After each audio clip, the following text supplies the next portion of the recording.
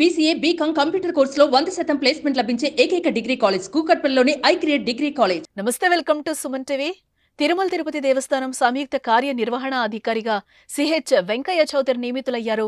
2005వ సంవత్సరం batch IRS అధికారైన Venkaiah చౌదరిని డిప్యుటేషన్పై పంపాలన్న రాష్ట్ర ప్రభుత్వ విజ్ఞప్తిని కేంద్రం ఆమోదం తెలిపింది. దీంతో ఆయన 3 ఏళ్ల పాటు ఏపీలో పనిచేయనున్నారు. గతంలో AP mineral development corporation vice chairman, MDగా వెంకయ్య చౌదరి పనిచేశారు.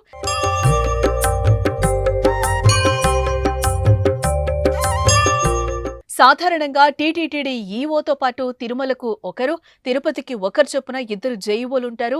గత వైసీపీ ప్రభుత్వం 2 జేఈఓలను తిరుపతికే పరిమితం చేసి తిరుమలలో కేవలం ఈఓగా ధర్మారెడ్డిని మాత్రమే కొనసాగించిన విషయం మనకు తెలిసిందే. అయితే ప్రస్తుత ప్రభుత్వం పూర్వపు పద్ధతిలోనే ఈఓతో పాటు తిరుమలకు జేఈఓను యథావిధిగా కొనసాగిస్తారనే అభిప్రాయాలైతే వ్యక్తమవుతున్నాయి. గత నెలలో సీఎం చంద్రబాబు శ్రీవారిని దర్శించినప్పుడు తిరుమల నుంచే రాష్ట్రంలో ప్రక్షాళన మొదలు పెడతారని అన్నారు. తిరుమలలో గోవిందనామ నినాదాలు తప్ప మరేమీ వినపడకుండా చేస్తానని తెలిపారు. ఈ క్రమంలోనే తిరుమలకు సమర్థవంతమైన అధికారిగా పేరున్న వెంకయ్య చౌదరి ఎంట్రీతో టీటీడీలో ఎలాంటి మార్పులుంటాయో చూడాల్సిందే.